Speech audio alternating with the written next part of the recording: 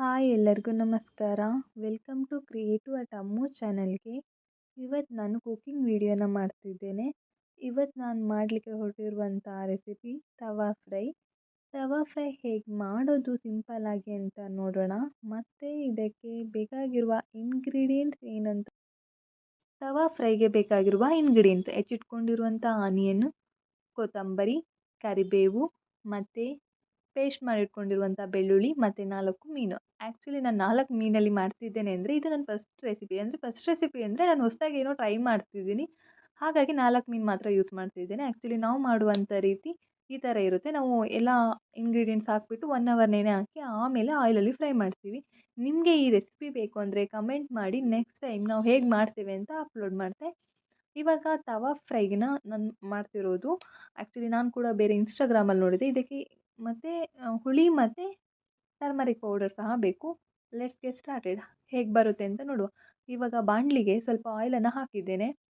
Oil ಹಾಕಿಬಿಟ್ಟು ಮತ್ತು ಸ್ವಲ್ಪ ಸಾಸಿವೆ ಮತ್ತು ಜೀರಿಗೆನ ಹಾಕ್ತಿದ್ದೇನೆ. ನಾನು ಫಸ್ಟ್ ಟೈಮ್ ನೋಡ್ತಿರೋದು ಆ್ಯಕ್ಚುಲಿ ಸಾಸಿವೆನ ಹಾಕ್ತಿರೋದು. ಓಕೆ, ಹೇಗೆ ಬರುತ್ತೆ ಅಂತ ನೋಡುವ.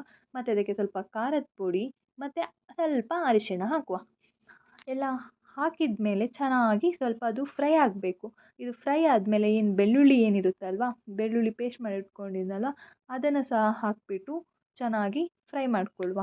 ಸ್ವಲ್ಪ ಫ್ರೈ ಎಲ್ಲ ಆದಮೇಲೆ, ಆ್ಯಕ್ಚುಲಿ ನಾನು ಮರ್ತೋಯ್ತು ಆನಿಯನ್ ಹಾಕುವಾಗ ವೀಡಿಯೋ ಮಾಡೋದು. ಮತ್ತು ಅದಕ್ಕೆ ಸ್ವಲ್ಪ ಆನಿಯನ್ ಹಾಕಿಬಿಟ್ಟು ಚೆನ್ನಾಗಿ ಫ್ರೈ ಮಾಡ್ಕೋಬೇಕು. ಹಸಿ ವಾಸನೆ ಎಲ್ಲ ಹೋಗಬೇಕು.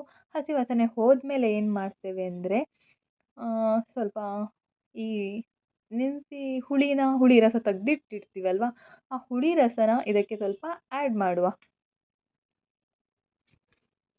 ಸ್ವಲ್ಪ ಹಾಕಿ, ಜಾಸ್ತಿ ಹಾಕಲಿಕ್ಕೆ ಹೋಗಬೇಡಿ. ಡಿಪೆಂಡ್ಸ್ ನೀವು ಎಷ್ಟು ಮೀನನ್ನು ತೊಗೊಳ್ತಿದ್ದೀರಾ, ಎಷ್ಟು ಕ್ವಾಂಟಿಟಿಯಾಗಿ ಮಾಡ್ತಿದ್ದೀರಾ ಅಂತ. ಏನಾದ್ರು ಹೊಸದಾಗಿ ಟ್ರೈ ಮಾಡ್ತಿದ್ದೇವೆ ಅಂತಂದರೆ ಸ್ವಲ್ಪದಾಗೆ ಸ್ವಲ್ಪ ಸ್ವಲ್ಪ ಮಾಡಿ. ಯಾಕಂತಂದರೆ ಅದು ಟೇಸ್ಟ್ ಹೇಗಿರುತ್ತೆ ಅಂತ ಗೊತ್ತಿಲ್ವಲ್ಲ. ಸೊ ಫಸ್ಟ್ ಟೈಮ್ ನೀವು ಟ್ರೈ ಮಾಡುವಾಗ ನೀವು ಕೂಡ ಸ್ವಲ್ಪ ಕ್ವಾಂಟಿಟಿಯಲ್ಲಿ ಟ್ರೈ ಮಾಡಿ. ಮತ್ತು ಇದು ಸ್ವಲ್ಪ ಚೆನ್ನಾಗಿ ಅದೆಲ್ಲ ಎಣ್ಣೆ ಎಲ್ಲ ಸ್ವಲ್ಪ ಬಿಡಬೇಕು.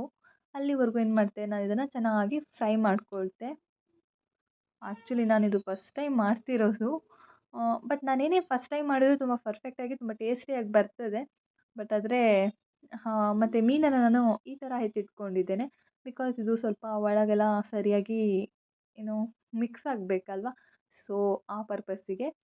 ಮತ್ತು ನಾವು ಇದನ್ನು ಎರಡು ಸೈಡ್ ಕೂಡ ಬೇಯಿಸ್ಕೋಬೇಕಾಗ್ತದೆ. ಮತ್ತು ಇದನ್ನು 1 ಅವರ್ ನೆನೆ ಹಾಕಬೇಕು. ಆ ಥರ ಎಲ್ಲ ಏನಿಲ್ಲ. 5 ಮಿನಿಟ್ಸ್ ರೆಸಿಪಿ ಅಂತಲೇ ಹೇಳ್ಬೋದು.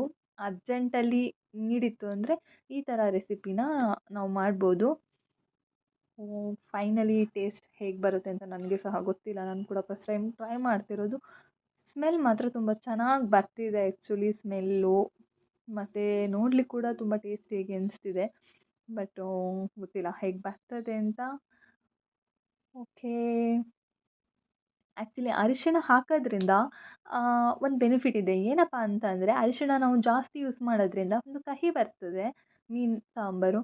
ಬಟ್ ಆದರೆ ಅರಿಶಿಣನ ನಾವು ಸ್ವಲ್ಪ ಲಿಮಿಟಾಗಿ ಓಕೆ ಮೀಡಿಯಮಲ್ಲಿ ಹಾಕಿದರೆ ಅದೇನು ಮೀನಿನ ಸ್ಮೆಲ್ ಅಂತ ಇರುತ್ತಲ್ವ, ಅದು ರೆಡ್ಯೂಸ್ ಆಗ್ತದೆ. ಆ ಪರ್ಪಸ್ಸಿಗೆ ನಾವು ಅರಿಶಿಣ ಹಾಕಿಬಿಟ್ಟು ಮೀನು ಸಹ ವಾಶ್ ಮಾಡ್ತೇವೆ.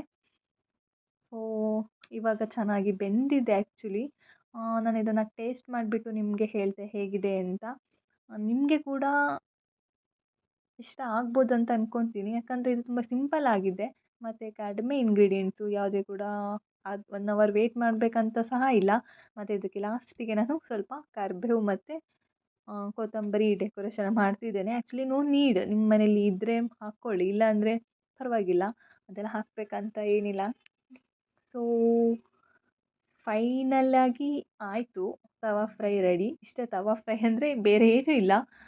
ಓಕೆ, ಟೇಸ್ಟ್ ನೋಡಿಬಿಟ್ಟು ಹೇಳ್ತೆ ಹೇಗಿದೆ ಅಂತ. ಆ್ಯಕ್ಚುಲಿ ನಮ್ಮ ಸೈಡ್ ರೆಸಿಪಿ ಹೋಲಿಸ್ಕೊಂಡ್ರೆ ಓಕೆ ಇದೆ. ಬಟ್ ಆದರೆ ಡಿಫ್ರೆಂಟ್ ಟೇಸ್ಟ್ ಅಂತೂ ಕೊಡ್ತಿದೆ. ತುಂಬ ಚೆನ್ನಾಗಿದೆ ಆ ಟೇಸ್ಟ್ ಕೂಡ. ನೀವು ಕೂಡ ಒಮ್ಮೆ ಟ್ರೈ ಮಾಡಿ, ನಿಮಗೆ ಸಹ ಇಷ್ಟ ಆಗುತ್ತೆ. ಈ ವಿಡಿಯೋ ಏನಾದರೂ ನಿಮಗೆ ಇಷ್ಟ ಆದರೆ ಲೈಕ್ ಮಾಡಿ, ಸಬ್ಸ್ಕ್ರೈಬ್ ಆಗಿ. ಹಾಗೆ ಏನಾದರೂ ಸಜೆಷನ್ ಮಾಡಲಿಕ್ಕಿದ್ರೆ ಕಮೆಂಟ್ ಮಾಡಿ. ಮತ್ತು ನೆಕ್ಸ್ಟ್ ವೀಡಿಯೋದಲ್ಲಿ ಸಿಗ್ತೀನಿ ಅಂತ ಹೇಳ್ತಾ ಬಾಯ್. ಎಲ್ರಿಗೂ ಶುಭರಾತ್ರಿ.